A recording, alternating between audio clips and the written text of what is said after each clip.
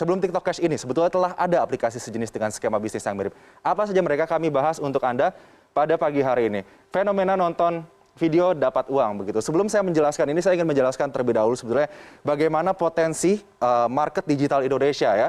Kita punya 170 juta pengguna internet aktif begitu di Indonesia. Ini menjadi aset yang sangat penting begitu bagi bangsa Indonesia. Bahkan bisa dikatakan jika sebuah perusahaan startup misalnya atau perusahaan rintisan ingin memenangkan market atau pasar di Asia Tenggara, ia hanya harus menangkan pasar di Indonesia karena pengguna internet kita yang sangat besar. Tapi ini juga memberikan sebuah ancaman. Seperti apa? Kejahatan siber. Kejahatan siber bagi para penggunanya yang tidak terliterasi dengan baik terkait dengan keuangan digital. Kalau terkait dengan keuangan digital sendiri, ada yang namanya money game. Nah, money game ini yang sedang ramai diperbincangkan karena money game ini menganut skema Ponzi. Nanti kita akan bahas lebih jauh terkait skema Ponzi ini, tapi saya akan jelaskan terlebih dahulu aplikasi-aplikasi yang memberikan penghasilan kepada para penggunanya hanya dengan menonton iklan ataupun video. Yang sedang ramai diperbincangkan saat ini yaitu TikTok Cash. Nah, ini dia. TikTok Cash saat ini sudah memiliki anggota 500.000 orang. Mungkin saja lebih saat ini begitu ya. Namun TikTok sendiri, TikTok merupakan anak perusahaan dari ByteDance begitu, sudah mengeluarkan pernyataan bahwa tidak memiliki keterkaitan atau tidak berhubungan sama sekali dengan TikTok Cash. Jadi sudah ada pernyataan resmi dari TikTok bahwa tidak ada hubungan dengan TikTok Cash ini. Jadi harus diwaspadai begitu ya.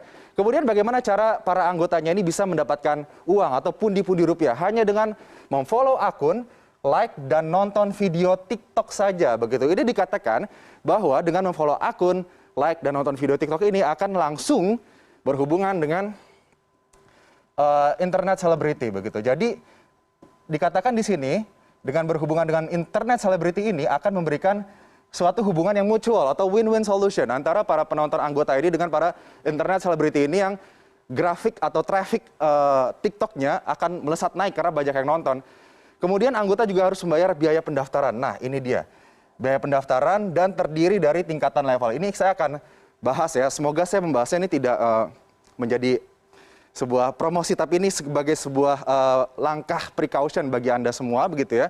Bahwa ada indikasi yang ditemukan oleh Satgas Waspada Investasi OJK begitu, ada indikasi TikTok Cash ini menganut pola Ponzi yang dilarang oleh pemerintah Indonesia, oleh OJK begitu. Jadi untuk tingkatan levelnya ini sendiri terdiri dari beberapa level, mulai dari magang sampai ke pengawas. Nah, ini levelan-levelan yang bisa diambil oleh para anggota TikTok Cash ini kemudian untuk mendapatkan pundi-pundi yang lebih banyak lagi. Dan jaraknya di sini dari magang sampai ke pengawas, jika ingin naik atau upgrade tingkat harus membayar dengan nominal 89.000 sampai dengan 15 juta rupiah. Nah, nanti kita akan bahas terkait dengan penambahan biaya untuk upgrade ini karena terindikasi Ponzi oleh Satgas Waspada Investasi OJK. Saat ini masih terus diselidiki oleh OJK terkait dengan TikTok Cash ini. Karena kalau nantinya terbukti melakukan skema Ponzi ini pasti akan merugikan para anggotanya yang sudah menginvestasikan uang cukup besar begitu untuk TikTok Cash.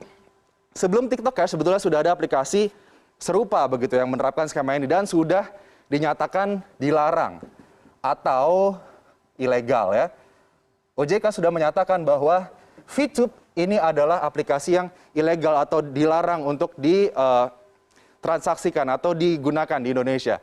Ternyata VTube ini sudah di-download lebih dari 10 juta kali di Play Store. Kemudian dia juga sistemnya untuk mendapatkan uang adalah memberikan poin penghasilan bagi anggota. Kemudian diperbolehkan transaksi jual beli poin antara anggota. Mendapatkan referral point jika berhasil membawa anggota baru. Jadi kalau misalnya Anda berhasil skemanya seperti member get member gitu ya. Jika Anda membawa member baru kepada VTube ini, Anda akan mendapatkan poin dan kemudian poin itu nanti akan bisa dirupiahkan ataupun nanti dirupiahkan karena satu koin VTube ini senilai $1 atau sekitar 14.000 rupiah begitu ya. Dan kemudian ini daftarnya gratis, harus perpanjang, mau hasil lebih Anda harus upgrade dan ini sudah lagi-lagi dilarang atau ilegal, dinyatakan ilegal oleh otoritas jasa keuangan. Kemudian ada juga yang baru saja ditemukan oleh OJK, yaitu Vito.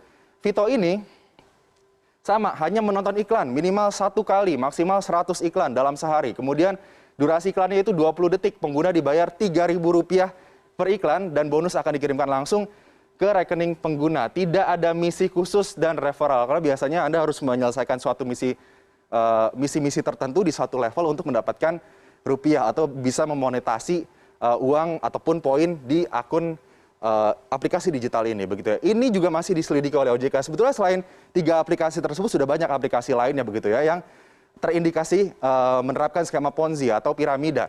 Dan sebut saja like apps seperti yang dulu, begitu ya. Tapi skema Ponzi memang skema yang sudah lumrah, sudah banyak diperbincangkan, begitu, terkait dengan bagaimana member get member, kemudian member awal mendapatkan keuntungan paling tinggi, kemudian member paling bawah mendapatkan ciong atau kerugian karena tidak mendapatkan penghasilan, begitu. Kita ingat saja kasus, let's say, First Travel yang sempat heboh, kemudian juga ada Miles, begitu ya. Ini 2 kasus yang sempat menghebohkan Indonesia dan terindikasikan juga menerapkan skema Ponzi bagi para anggotanya. Dan kita juga sudah punya undang-undang, yaitu Undang-Undang Nomor 7 Tahun 2014 terkait skema Ponzi. Ini yang menyatakan bahwa skema Ponzi atau piramida ini adalah sistem kegiatan usaha yang memperoleh keuntungan bukan dari hasil penjualan barang. Ini yang harus digarisbawahi. Jadi Anda harus hati-hati jika ada suatu bisnis yang menawarkan Anda penghasilan tanpa ada penjualan barang. Di sini skema Ponzi memfokuskan kepada memanfaatkan peluang keikutsertaan mitra usaha, terutama dari biaya partisipasi orang lain, begitu. Jadi tidak mengutamakan bagaimana penjualan produknya, kualitas produknya, tapi mengutamakan bagaimana agar membernya bisa merekrut member-member lainnya, kemudian bisa mendapatkan keuntungan dari biaya yang dikeluarkan oleh member itu, begitu. Jadi intinya piramida begini, yang paling atas akan selalu mendapatkan pundi-pundi uang, begitu. Tapi nanti yang paling bawah, mereka yang menyetorkan uang ke atas, begitu, saat nantinya sudah tidak ada lagi orang-orang yang menyetorkan uang ke atas, tidak ada lagi member, begitu, ataupun sudah terbukti menyalahi aturan, begitu ya, yang di bawah inilah yang akan dirugikan. Hati-hati. Berikutnya adalah ciri-ciri investasi bodong. Nah, ini dia, agar Anda tidak tertipu, begitu ya, dengan investasi-investasi yang menawarkan imbal hasil yang cukup besar dengan waktu yang sangat cepat. Nah, imbal hasil tidak masuk akal dan tidak logis. Tadi juga sempat dijelaskan bahwa imbal hasil saja untuk obligasi dan lain-lain, let's say 5% atau 6%. Tapi aplikasi-aplikasi digital yang bisa menonton iklan dan mendapatkan uang itu, imbal hasilnya bisa 30 sampai 40%. Ini 5% sampai 6% 1 tahun ya. Tapi aplikasi digital tersebut bisa memberikan imbal hasil 30 sampai 40%, bahkan bisa sampai 100% hanya dalam hitungan bulan ataupun minggu saja, begitu. Ini harus Anda waspadai. Kemudian ada uang muka yang harus dibayarkan dan dijanjikan kembali dengan cepat, begitu. Jadi Anda bisa mengembalikan uang modal Anda itu dengan cepat. Kemudian memiliki layanan lapisan yang berjenjang, tadi bertingkat. Dan skema pengelolaan bisnis yang tidak transparan. Yang paling aman adalah bagaimana kita rutin melakukan pengecekan kepada otoritas jasa keuangan ataupun berita-berita, begitu, agar kita tidak tertipu, tidak menjadi korban dari money game ataupun skema Ponzi ataupun penipuan berbasis keuangan digital.